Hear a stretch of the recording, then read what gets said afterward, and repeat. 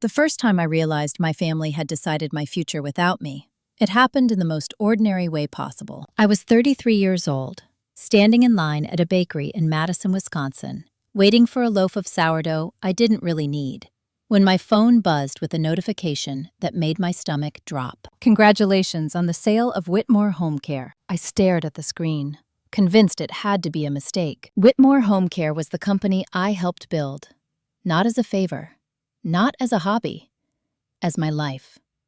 12 years of late nights, staffing crises, state inspections, payroll emergencies, and weekends spent filling in for caregivers who quit without notice. And I was finding out it had been sold.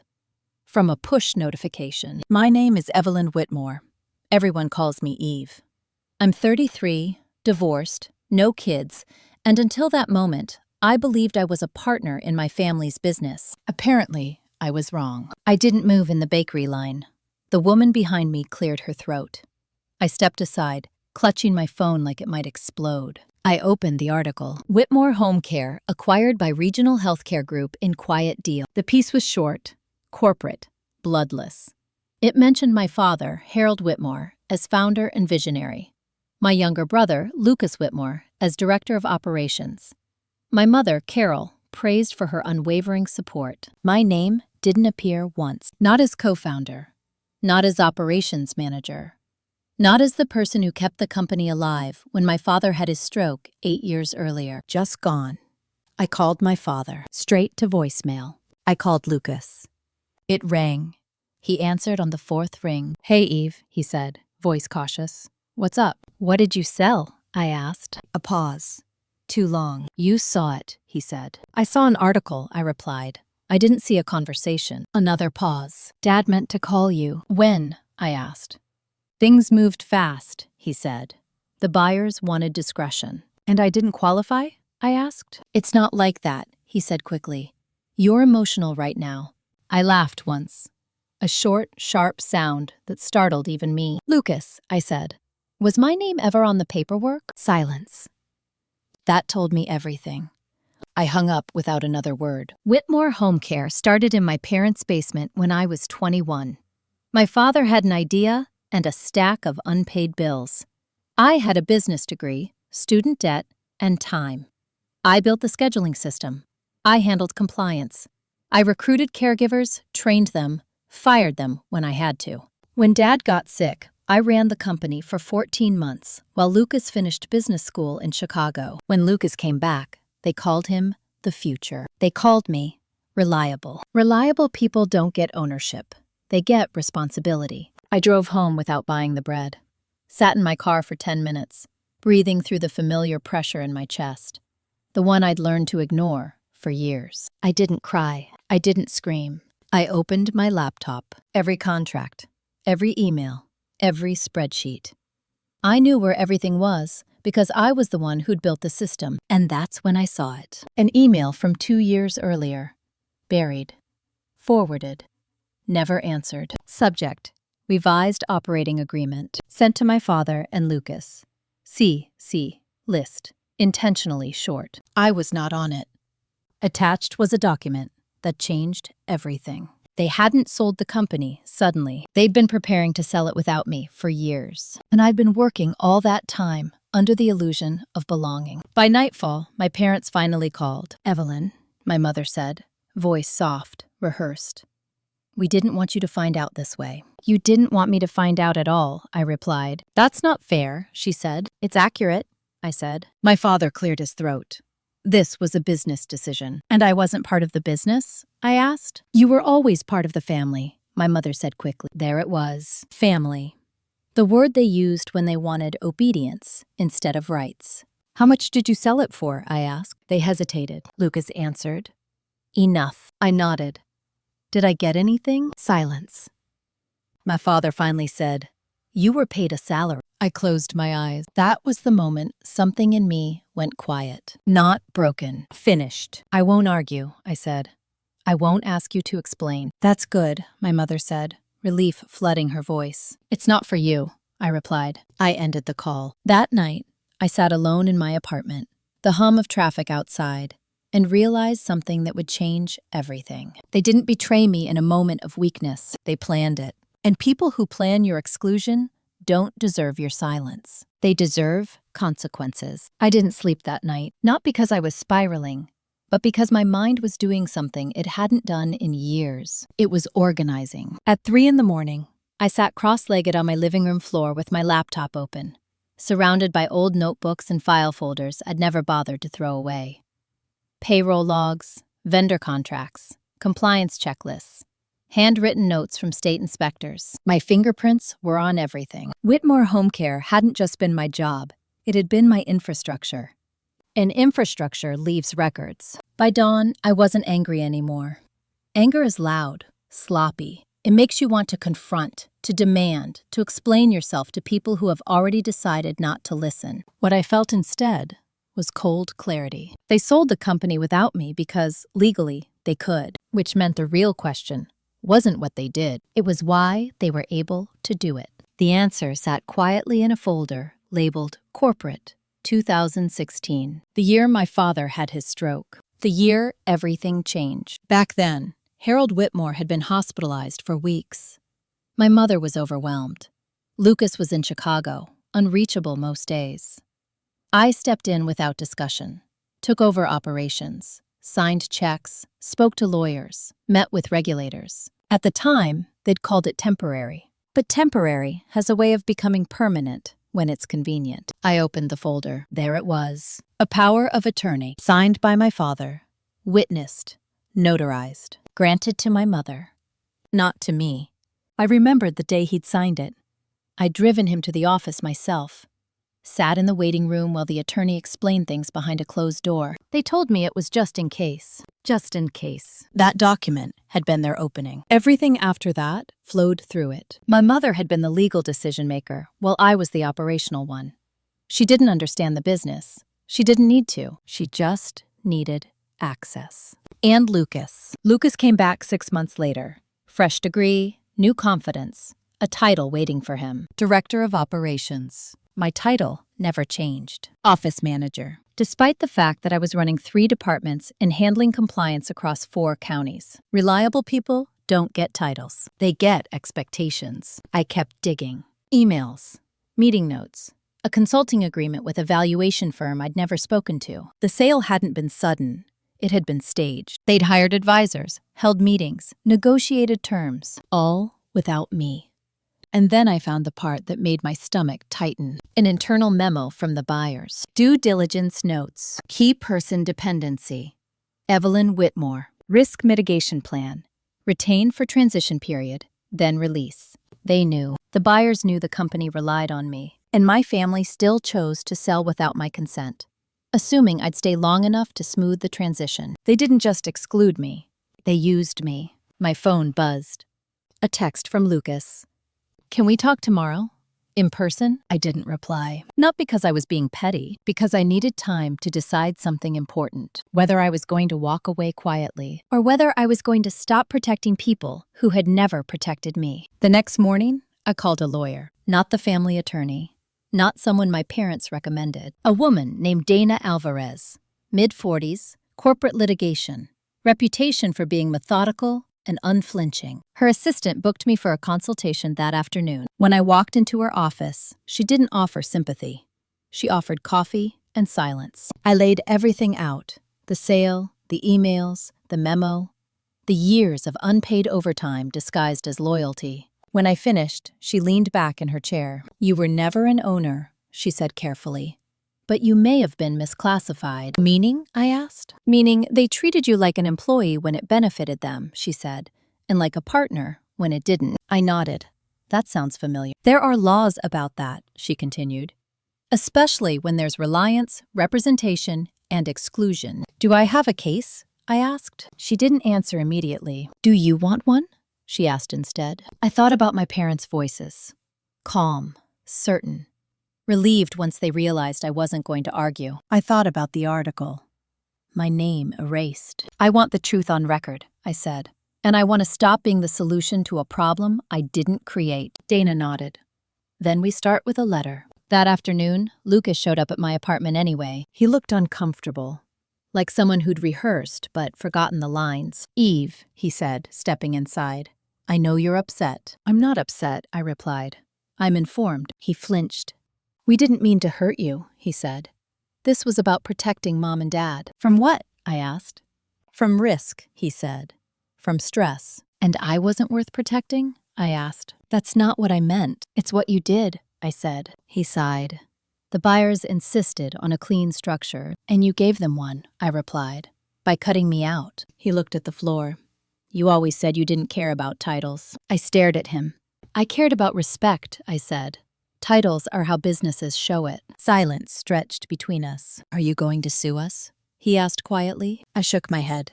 "I'm going to correct the record." "How?" I didn't answer, because the letter Dana was drafting didn't accuse. It documented. And documentation has a way of changing power dynamics. As Lucas left, I realized something else. They weren't afraid I was angry. They were afraid I was calm. Because calm means planning. And planning means they were no longer in control. Dana sent the draft the next morning. No subject line theatrics. No threats. No emotional language. Just facts. Dates. Roles. Responsibilities. Compensation records. Emails showing reliance on my decisions. Internal memos acknowledging me as a key operational dependency. The buyer's own due diligence notes, quoted back to them with surgical precision. At the end, one simple request: a formal review of my classification, compensation, and role in the transaction, including consideration of equitable remedies. Not a demand, an opening. Dana called an hour later. "Once this goes out," she said, "the tone will change." "Good," I replied. "I'm done adjusting my tone." She sent it to the buyer's legal team, copied my parents and Lucas, and filed a notice requesting document preservation. That last part mattered. You don't ask people to preserve documents unless you expect they might suddenly disappear. By noon, my mother called. Her voice was tight, controlled. "Evelyn," she said, "why are lawyers involved?" "Because business was involved," I replied. "This is unnecessary," she insisted. "We could have talked." "You talked," I said. "You just didn't include me." "That's not fair," she said again, like it was a spell that might still work. "It's documented," I replied. She inhaled sharply. "You're threatening your own family." "No," I said calmly. "I'm asking them to stand on the same facts I am." My father took the phone. "Eve," he said, his voice tired. "This is getting out of hand." "It's been out of hand for years," I said. "You just didn't notice because I was holding it together." "We gave you a job," he said. "You gave me responsibility without authority," I replied. "There's a difference." He paused. "What do you want?" That question used to hook me. This time, it didn't. "I want recognition of my role," I said, "and compensation that reflects it." "And if we say no?" he asked. I didn't raise my voice. Then I stopped making this easy. Silence. When the buyer's attorney responded later that afternoon, the shift was immediate. Their tone was no longer neutral. It was attentive. They requested a call. Dana joined me in the conference room of her office. Glass walls, neutral art, a space designed to keep emotion from echoing. The buyer's counsel spoke first. "We were under the impression Ms. Whitmore was an employee," he said. "She was treated as one when it benefited the sellers," Dana replied, "and as an essential partner when it benefited the business." "That wasn't our decision," he said. "No," Dana agreed. "But it was your risk." A pause. "What is Ms. Whitmore seeking?" he asked. Dana glanced at me. I spoke. "I'm seeking acknowledgement," I said, "and a settlement that reflects the value I created and the reliance placed on me." There it was. Not revenge. Not punishment. Leverage. The call ended with promises to review. By the end of the week, the buyers requested mediation. My parents were suddenly cooperative. Lucas stopped texting and started emailing. Formal. Careful. That told me everything. They were no longer managing me. They were managing exposure. At the mediation, I sat across from my family at a long table that felt too polished for the history between us. My mother wouldn't meet my eyes. My father looked smaller than I remember. Lucas looked angry, not at me, at the situation. The mediator spoke gently, like someone used to diffusing bombs. "We're here to explore resolution," she said. The buyer's representative spoke first. Numbers were floated. Conservative. Cautious. Dana leaned toward me. "It's a start," she murmured. not the end. When my father finally spoke, his words surprised me. "We didn't think she wanted more," he said. I looked at him. "You didn't ask." My mother flinched. "She always said she was fine," my father continued. "I said I could handle it," I replied. "That's not the same thing." Lucas finally spoke. "You never complained," he said. I met his eyes. "You never listened." The mediator cleared her throat. By the end of the day, the offer had doubled. Still not enough, but closer. What mattered more was what came out during the back and forth. Emails surfaced that hadn't been shared with me. Notes from advisors. Conversations about keeping me calm during the sale. About timing my knowledge so I wouldn't disrupt negotiations. They hadn't just excluded me, they'd strategized around my silence. That was the moment the last thread snapped. Not in anger, in certainty. After the session, my mother tried to speak to me privately. "I don't understand why you're doing this," she said. I looked at her. Really looked. "Because I finally understand why you did what you did," I replied. She frowned. "And why is that?" "Because as long as I was quiet," I said, "you never had to choose between fairness and convenience." She had no answer. 2 days later, the buyers came back with a revised proposal, significantly higher. Dana smiled when she read it. "They're paying to close a risk they didn't price correctly," she said. "And my family?" I asked. "They're realizing something," she replied. "That your silence was part of the deal. And now it's gone." That night, Lucas called. "You're burning bridges," he said. "No," I replied. "I'm building a record." "What happens after this?" he asked. I thought about it.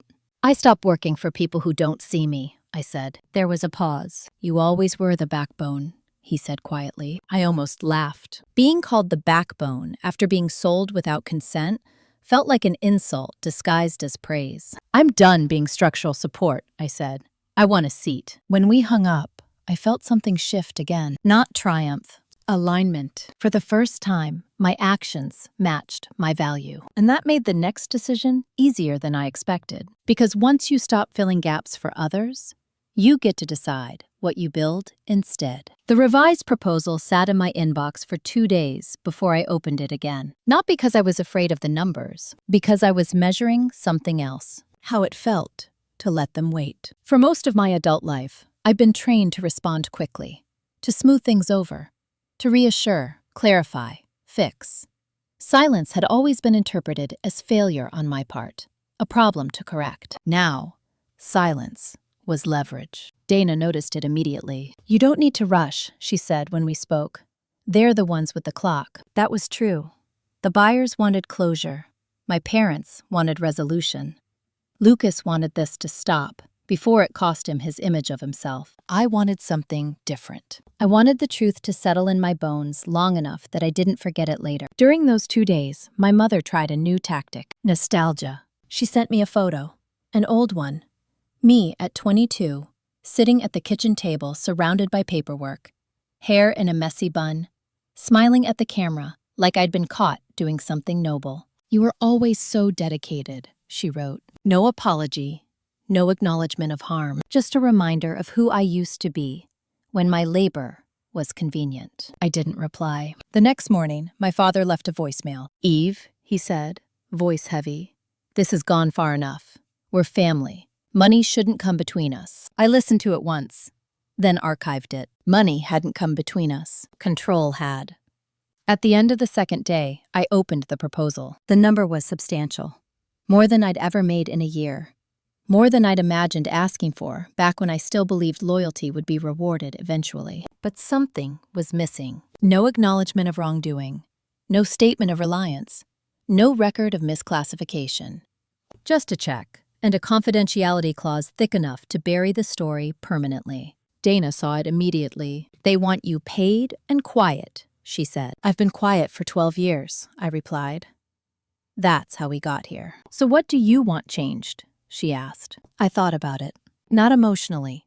Structurally. "I want a written acknowledgement," I said, "that I functioned as a senior operational leader and that my exclusion was not disclosed to the buyers during initial negotiations." Dana raised an eyebrow. "That will make your parents uncomfortable." "Yes," I said. "Accuracy often does." She smiled slightly. "It will also weaken their narrative." "I'm not interested in narrative," I said. I'm interested in record. Dana sent back a counterproposal that afternoon. The response came within hours from my parents' attorney. This time, he asked for a call. When we all got on the line, the tension was immediate. "This is becoming adversarial," he said. "It's been adversarial," Dana replied. "It's just no longer one-sided." My mother spoke up. "Evelyn, please, this acknowledgement you're asking for, it makes us look dishonest." I finally spoke. "You were dishonest," I said calmly. "Not legally, intentionally." "That's not true," my father said. "Then explain why I wasn't informed," I replied. "Explain why my role was minimized. Explain why the buyers had a risk mitigation plan built around my departure, while I was told nothing." No one answered. Lucas jumped in. "This doesn't help anyone." "It helps me," I said. "And that's enough." The call ended without agreement. That night, something unexpected happened. I received an email from someone I didn't recognize, a former employee, a care coordinator I'd supervised years ago. She'd seen the article about the sale, recognized my name in a comment thread online. "I don't know if this is appropriate," she wrote, "but I just wanted to say you were the only reason that place worked. I'm sorry they erased you." I stared at the screen. That email wasn't leverage. It was validation. And it reminded me of something I'd almost forgotten. My value had never been theoretical. It had been lived. The next morning, Dana called. "They've agreed to the acknowledgement," she said, with careful wording. I exhaled slowly. "And the number?" I asked. "Improved," she replied. "Not dramatically, but enough to signal concession." I thought about it. Then I said, "Add one more thing." She waited. "A mutual non-disparagement clause," I said, "but no confidentiality about the facts." Dana smiled. "You're protecting the truth." "Yes," I said, "including theirs." The agreement was finalized a week later. I signed it on a Wednesday afternoon. No ceremony, no witnesses, just my signature on a document that confirmed what I'd known for years, but had never been allowed to say out loud. I wasn't replaceable. I'd been managed. After the signing, my parents didn't call. Lucas sent a single message. "I hope this was worth it." I read it twice, then replied, "It was necessary." That night, I poured a glass of wine and sat by the window, watching the city lights blink on one by one. I felt no victory, just space. And in that space, a question formed that I'd never allowed myself to ask before. If I wasn't needed to hold their world together anymore, what could I build for myself? The answer wouldn't come immediately, but for the first time, it would be mine to discover. The money cleared on a Friday. I noticed because the notification came in while I was standing in line at a hardware store, buying light bulbs for an apartment I'd lived in for 3 years without ever fully settling into. The number on the screen was clean, precise, final. I didn't feel rich. I felt released. For years, I'd carried an invisible ledger in my head. Every late night, every holiday interrupted by a staffing crisis. Every time my father said, "Just handle it, Eve." And I did, because that's what I was trained to do. The settlement didn't repay that. It closed it. That weekend, I didn't tell anyone. Not friends, not extended family. I didn't post. I didn't celebrate. I slept, cleaned my kitchen, threw away old binders I no longer needed, donated suits I'd worn to meetings where my voice didn't count. On Monday, my parents finally reached out. An email, jointly sent, carefully worded. "We hope this brings closure and allows us to move forward as a family." I stared at the screen. Closure is a word people use when they want the past to stop talking. I replied with one sentence. "I'm moving forward. Please respect my space." They didn't respond. 2 days later, Lucas called. He sounded tired. Not angry, not defensive, just tired. "They're struggling," he said. "The transition isn't going smoothly." I leaned back in my chair. "I'm not surprised. They underestimated how much you did." "I warned them," I said, "by doing it." He exhaled. "They had to hire 3 people to cover what you handled." "Did they?" I asked. "Yes, and it's still not enough." I said nothing. "You could help," he added, hesitantly. That was the moment I'd been waiting for, without realizing it. Not to say no loudly, but to say it quietly. "I won't," I said. "Just temporarily," he tried. "Consulting, short term." I closed my eyes. "Lucas, if I step back in, even briefly, nothing actually changes. That's not fair. It's accurate, I said.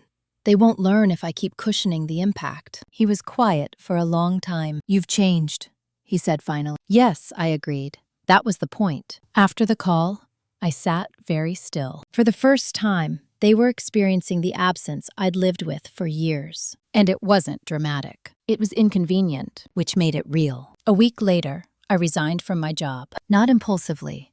I'd been planning it since the mediation ended. I gave proper notice, documented my handoff, left on good terms. My manager was surprised. You're one of our most stable people, she said. We assumed you'd stay. I was stable because I had to be, I replied. Not because I wanted to be. She nodded slowly, like someone realizing something too late. I didn't have another job lined up. What I had was time. And for the first time since my early 20s, time felt expansive instead of dangerous. I started taking meetings, not interviews, conversations, healthcare startups, nonprofits, a small assisted living network in Minnesota that had heard about me through someone who'd worked under me years earlier. They didn't ask why I'd left my family's company. They asked how I'd kept it running. That difference mattered. In late September, I accepted a 6-month consulting contract. Not full-time, not exclusive, enough to cover my expenses and give me room to breathe. My parents found out through someone else. My mother called that night. I hear you're consulting now, she said, her voice light but strained. Yes, I replied. You could have done that for us, she said. I paused. I did, I said. For 12 years, she sighed. Why are you being like this? I thought about it. I'm not being anything, I said. I'm choosing where my effort goes. That sounds cold. It's clear, I replied. She didn't speak again. In October, the first crack in the family narrative appeared. An industry contact mentioned casually, I heard Whitmore struggled after the sale, lost some people. I nodded. Transitions are hard. They didn't retain you? He asked, surprised. No, I said. That seems short-sighted. I smiled politely. That was the thing. I wasn't trashing them. I didn't need to. The absence of my presence was doing the work for me. By November, Lucas had stepped down from his role. Not publicly. Quietly. Burnout, he told people. He didn't call me to explain. He didn't need to. The system they'd built relied on someone absorbing the pressure without recognition. Once I refused to be that person, it collapsed inward. On Thanksgiving, I cooked for myself. A small meal. Simple. Intentional. I thought about the Thanksgivings I'd spent answering work emails from the hallway, while my family laughed in the living room. This year, my phone stayed silent. I wasn't lonely. I was present. And that was the moment I realized something important. They hadn't just sold the company. They'd sold the illusion that I needed their approval to matter. And once that illusion was gone, there was no going back. The first month without Whitmore Home Care felt like walking into a room after the furniture had been removed. Everything echoed. I hadn't realized how much of my identity had been shaped around reacting, solving, anticipating other people's needs before they had to ask. Without that constant pull, my days felt strangely unfinished. Not empty, just quiet. I noticed it most in the mornings. For years, I'd woken up already bracing. Phone in hand, inbox scanned before coffee. There was always something urgent, even when it wasn't. Now, there wasn't. I still woke early. Habit dies slower than loyalty. But instead of opening email, I sat at the kitchen table and let the quiet stretch. Sometimes it was uncomfortable. Sometimes it felt like relief. Both things can be true. The consulting work began slowly, intentionally, one client at a time. Clear scope, written boundaries. I chose projects where I wasn't expected to absorb chaos as proof of competence. The Minnesota Assisted Living Network was first. They didn't want a savior. They wanted structure. On my first day, the CEO, a woman named Marlene Sue, asked me a question no one in my family ever had. What do you need from us to do your best work? I almost didn't know how to answer. I'll need access to real data, I said carefully, and the authority to recommend changes without being punished for them. She smiled. That's reasonable. Reasonable. I wrote that word down later, like a reminder. At the same time, the distance from my family grew more pronounced. Not dramatic, no confrontations. Just absence. My parents didn't call. Not to ask how I was, not to check in. They spoke through other people, when they spoke at all. I heard from an aunt that my mother had been very hurt by my decision to step back. I didn't correct the narrative. Being hurt had never stopped her from hurting me. Lucas reached out once, in late October. "How are you really?" he asked. I considered the question. "Stable," I said. "Clear," he hesitated. "Things are different here." I didn't ask how. "You were the glue," he said quietly. I closed my eyes. "I was the gap," I replied. "There's a difference." He didn't respond after that. In November, I started therapy. Not because I was falling apart, because I wasn't. And that scared me. For years, intensity had been my normal. Without it, I didn't trust my own calm. The therapist, a woman in her 50s named Janice, listened without interrupting as I laid out the history. The business, the sale, the settlement, the silence. When I finished, she said something that stayed with me. "You were trained to equate usefulness with safety." I nodded. "And when usefulness disappeared," she continued, "you expected danger." "Yes," I said. "Exactly." She smiled gently. "But instead, you found space." That word again. Space. In December, my mother tried once more. Not directly. She sent a Christmas card. No message. Just a photo of my parents, standing in front of a tree that looked too perfect to be lived with. I placed it in a drawer without comment. I didn't feel angry. I felt done negotiating meaning. The consulting work intensified as the year ended. The assisted living network implemented my recommendations. Staff turnover dropped. Compliance scores improved. Marlene emailed me one night. "You changed how we think about leadership," she wrote. "Not louder, clearer." I read it twice. No one in my family had ever said that. In January, I did something I'd never done before. I turned down a project. The client wanted me to smooth things over between departments without addressing root issues. They wanted my calm without my honesty. I declined politely. And nothing bad happened. No punishment, no fallout, just respect. That was new. At the same time, I began to notice how often my family's absence still tried to define me. At a dinner with friends, someone asked casually, "Are you close with your parents?" I paused, then said, "Not right now." And that was enough. No explanation. No defense. I didn't owe my backstory to anyone. The real shift came in February. I received an email from the buyer's legal team. Short, professional. They were closing out post-acquisition files and needed confirmation that all obligations to me had been fulfilled. I replied with one sentence, "Yes, matter resolved." I hit send and realized something. There was no loose thread left. No leverage. No pending conversation. What I had was choice. That night, I stood at my window, city lights scattered below, and felt something settle in my chest. Not peace. Authority. The kind that doesn't announce itself. The kind that doesn't need witnesses. I hadn't won a battle. I'd stepped out of a role I was never meant to stay in. And for the first time, the silence around me wasn't something to fill. It was something to protect. The request came in February, the same way everything important in my family always had. Indirectly. I didn't hear it from my parents. I didn't hear it from Lucas. I heard it from Marlene, who forwarded me an email with a single line highlighted. "Is this someone you know?" The sender was a regional healthcare consultant, hired by the same group that had acquired Whitmore Home Care. The message was brief, professional, and carefully vague. They were experiencing operational instability at one of their newly acquired agencies. Staff turnover, compliance delays, scheduling failures. The consultant had been told, repeatedly, that the person who understood the system best was a former internal leader named Evelyn Whitmore. They wanted to know if I was available. I sat back in my chair and read the email again. Former internal leader, not daughter, not employee, not problem. Leader.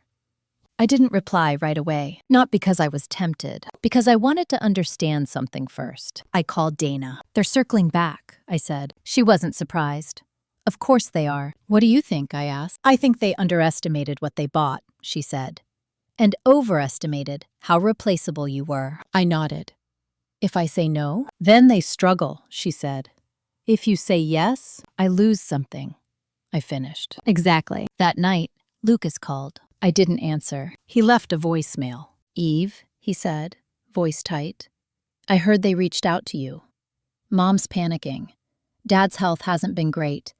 They're saying this could affect their reputation." I listened without reaction, then deleted it. The next morning, my mother emailed. Subject: "Please." Just that. No body text. I stared at it longer than I should have. Not because I felt pulled, because I felt studied. They weren't reaching out because they missed me. They were reaching out because they needed containment. And for the first time, I was the variable they couldn't control. I replied to the consultant instead. "Thank you for reaching out," I wrote. "I'm currently engaged in other work and not available for short-term remediation projects." I kept it polite, professional, final. Within an hour, he responded. "Would you consider a limited advisory role? Remote, clearly defined, market rate." There it was, the reframe. I forwarded the exchange to Marlene. "What would you do?" she asked. I didn't hesitate. "I'd only do it if I wasn't protecting anyone from consequences," I said. She nodded. "Then don't." I declined. Again. That should have been the end of it. It wasn't. 2 days later, my father showed up at my apartment. No warning. I opened the door and saw him standing there, thinner than I remembered, shoulders slumped in a way that made him look older than his years. "Can I come in?" he asked. I stepped aside. He didn't sit, just stood in the middle of my living room, hands clasped, like a man waiting for a verdict. "We're struggling," he said. I waited. "They don't know the business," he continued. "The buyers. They thought systems were enough." I said nothing. "You were the system," he said quietly. I felt no satisfaction, just confirmation. "You always were," he added. I looked at him. "And that didn't matter until I was gone." He swallowed. "We didn't think you'd walk away completely." "That's because you never believed I had the option," I said. He nodded, slowly. "We need your help." There it was. Not an apology, not accountability. A request. "I won't," I said. His face fell. "Eve, I won't step back into a role that requires me to absorb failure so others can feel successful," I said. "That chapter is closed." "This isn't about pride," he insisted. "It's about survival." "No," I replied calmly. "It's about consequences." He looked at me like he was seeing me for the first time. "You've changed," he said. "Yes," I agreed. "That's why this conversation ends here." He stood there for a moment, then nodded. "I hope you don't regret this," he said. I met his eyes. "I already know I won't." After he left, I locked the door and leaned against it, heart steady, no shaking, no doubt. That was new. The next week, I heard through Dana that the buyer had brought in an external crisis team. Expensive, inefficient, temporary. It wouldn't fix the underlying issues. It would just delay them. Lucas texted once more. "They're blaming themselves now," he wrote. "Not you." I stared at the message. That was the thing about stepping away. Eventually, the blame has nowhere else to land. I didn't reply. Instead, I focused on my own work. The Assisted Living Network offered me an extended contract. Not to fix a crisis, to help build sustainable leadership models. I accepted. In March, I spoke on a small panel about operational integrity. No mention of my family, no backstory, just principles.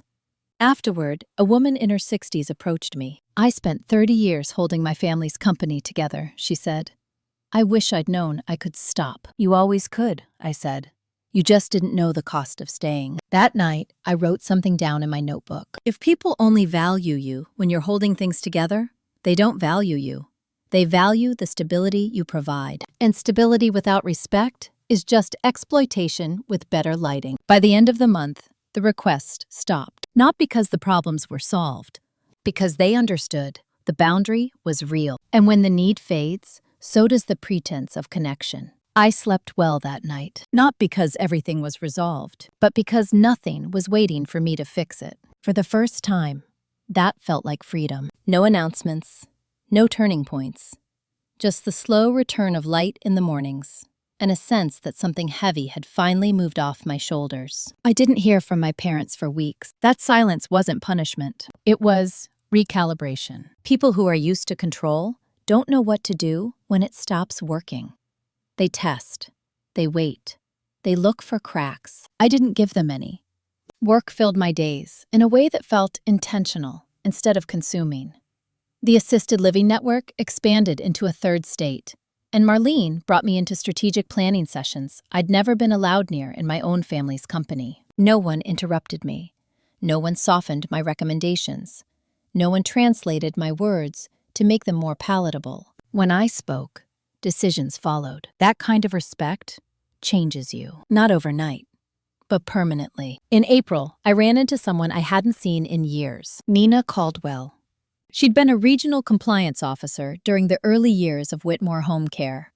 Tough, fair, impossible to intimidate. We crossed paths at a healthcare conference in Chicago. "Evelyn Whitmore," she said, eyes narrowing thoughtfully.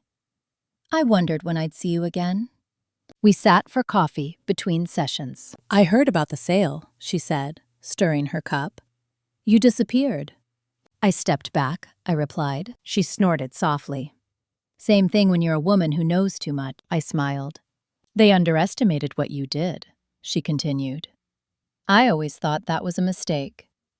"I did too," I said. She leaned in. "They're still struggling. The buyer, compliance flags, culture problems." I nodded. "I'm not surprised." She steadied me for a moment. "You could have made a lot of money fixing that mess." "I already did," I said. She laughed. "Fair enough." Before we parted, she said something that stayed with me. "They'll tell the story, like you abandoned them." "I know," I replied. "But the people paying attention," she said, "will know better." That night, back in my hotel room, I thought about cost, not money. What it had cost me to stay as long as I did. The years I delayed my own life because someone else's crisis always came first. The relationships I'd neglected. The version of myself that existed only in response to others. I wondered who I might have been if I'd left earlier. Then I stopped.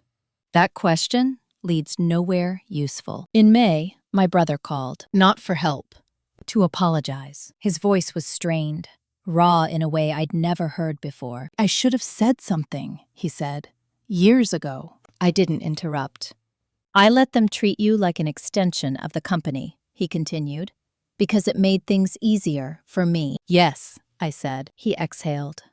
"I don't expect forgiveness." "That's good," I replied, "because this isn't about absolution." There was a pause. "Can we have some kind of relationship?" he asked. I thought carefully. "I'm open to something new," I said. "Not to pretending the old one was fine." "I understand," he said. I believed him. We met for lunch a week later. Neutral ground. No family context, no business talk. He looked tired. Changed. The conversation was awkward, but honest. He didn't ask me to come back.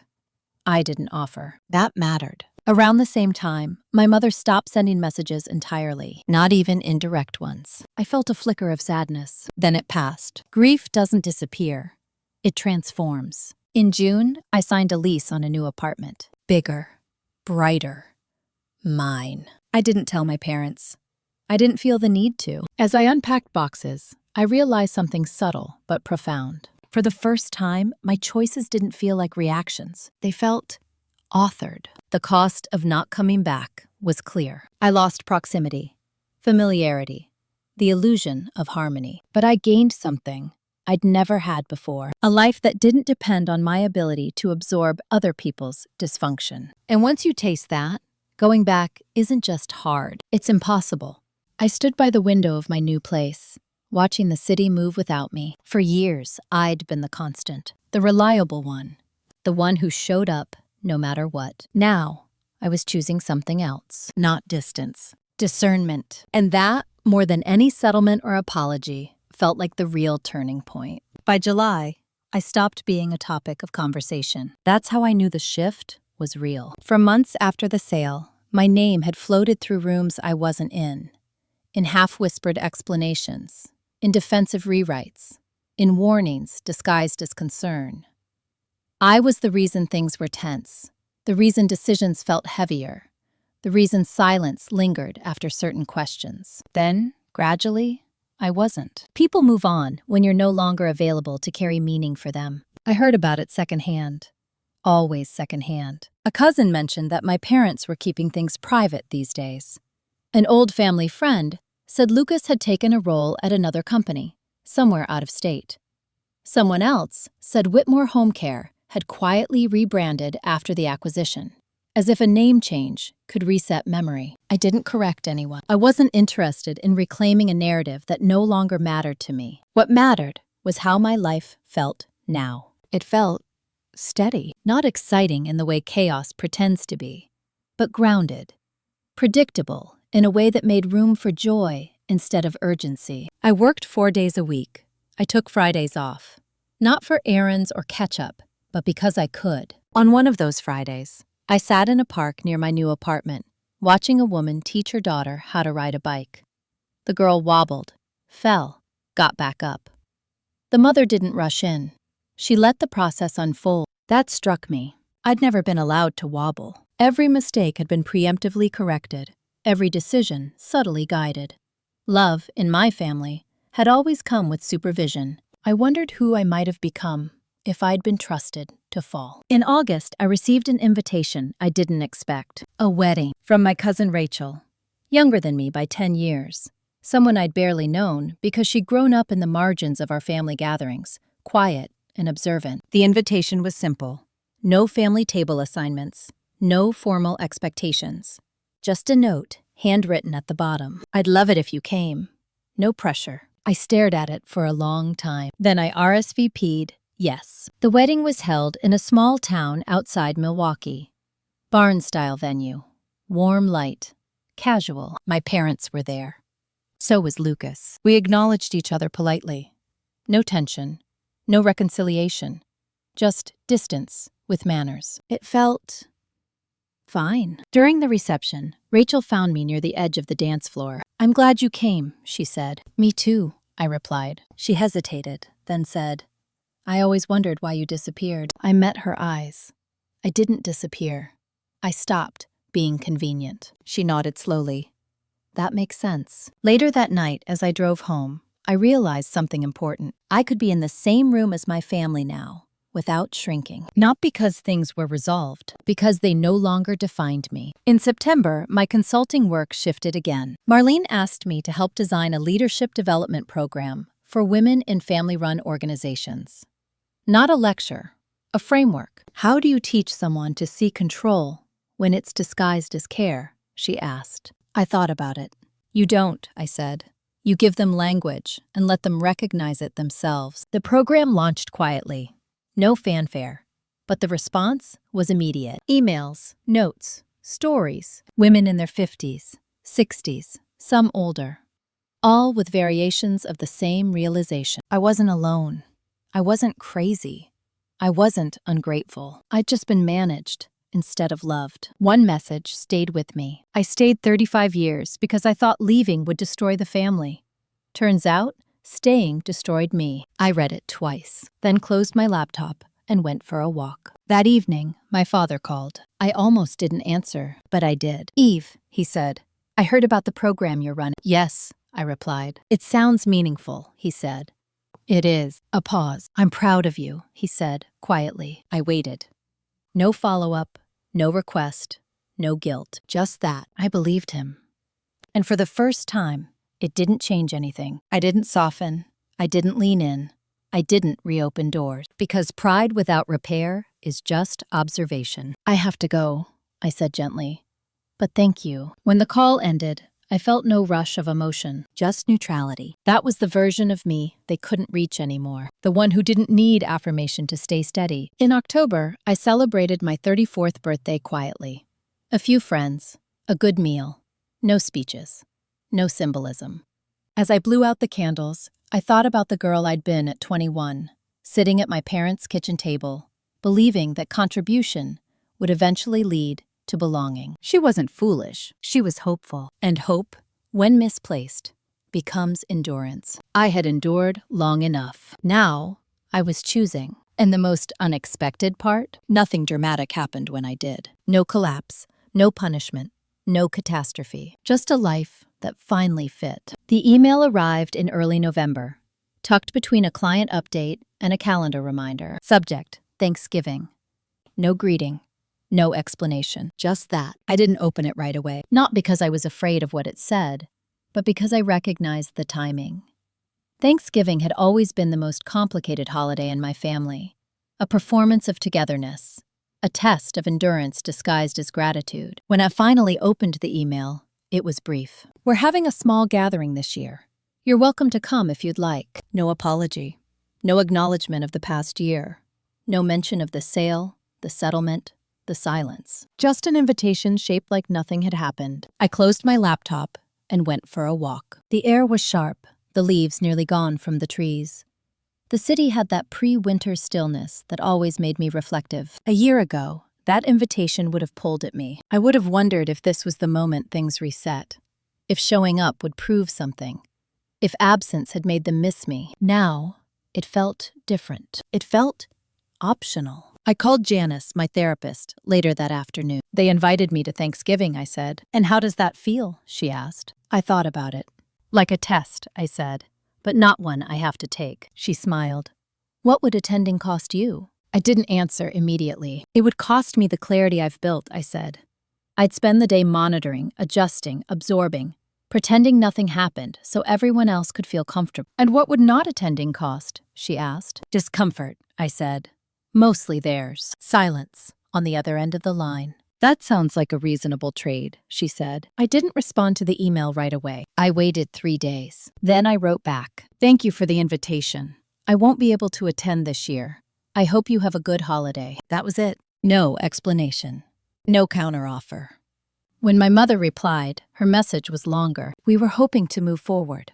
Holding on to resentment isn't healthy." I read it once, then deleted it. Resentment requires attachment. I didn't feel attached anymore. Thanksgiving morning, I woke up early and made myself coffee. I cooked a simple meal, not a feast, just enough. Later that day, I met friends at a small restaurant downtown. No turkey, no tradition. Just conversation that didn't require me to manage the room. I laughed more than I had in years. That night, Lucas texted, "They were upset you didn't come." I stared at the message, then typed back, "I'm not responsible for their expectations." He didn't reply. In December, something shifted again. My parents stopped trying to pull me back into rituals that required erasure. They didn't push. They didn't negotiate. They adjusted. That told me everything I needed to know. Boundaries don't need constant enforcement. Once they're real, people learn where the edge is. At work, the leadership program expanded. Other organizations reached out. Women I'd never met shared pieces of their stories with me, like offerings. I listened, not to fix, to witness. On the anniversary of the sale, I marked the day without ceremony. No journal entry, no reflection ritual. I went about my day. That felt like progress. Late that evening, I received a message from Rachel. "Just wanted you to know," she wrote. "I think about what you said all the time. About not being convenient." I smiled. That was enough. I didn't need to be understood by everyone. I needed to be aligned with myself. The invitation had come and gone. Nothing collapsed. Nothing changed. Except me. And that was the point. December settled in with a kind of finality I hadn't felt before. Not the heavy kind. Not the aching kind. The clean kind. Snow came early that year. Softened the city. Slowed everything down. I found myself walking more, letting the cold sting my face just enough to remind me I was present. After Thanksgiving, my parents didn't reach out again. No follow-up invitation. No guilt-laced holiday message. No last-minute attempt to reclaim tradition. At first, I wondered if I should feel something about that. Then I realized I already had. Relief. When people stop pushing against your boundaries, it isn't always growth. Sometimes it's resignation. Sometimes it's strategy. Either way, the noise stops. And in the quiet, what remains becomes clearer. I spent the first half of December working less and thinking more. Not spiraling, evaluating. I noticed how often my body still expected interruption. How I'd tense when my phone rang, even when it was a friend. How I still organized my calendar defensively, leaving space for emergencies that no longer belonged to me. These weren't habits, they were adaptations. Janice called them after images. The nervous system doesn't update as quickly as circumstances, she told me. You taught it survival. Now you're teaching it safety. Safety felt unfamiliar, but I was learning. One afternoon, I received a message from an old caregiver who had worked under me during the early years at Whitmore Home Care. Her name was Denise. She was in her late 50s now, close to retirement. "I saw your name on a program flyer," she wrote. "Just wanted to say thank you. You always treated us like people, not numbers." I stared at the screen longer than necessary. In my family, I'd been invisible. In the work, I hadn't been. That mattered. A week later, Lucas emailed. Not about business, not about our parents, about himself. "I'm leaving my role," he wrote. "I've accepted a position elsewhere. I needed a reset." I read the message twice, then replied, "I hope it gives you what you need." He responded quickly, "I know I benefited from your silence. I'm sorry." It wasn't a full reckoning, but it was honest, and honesty without pressure attached is rare. I accepted it for what it was. Mid-December, Marlene invited me to her home for dinner.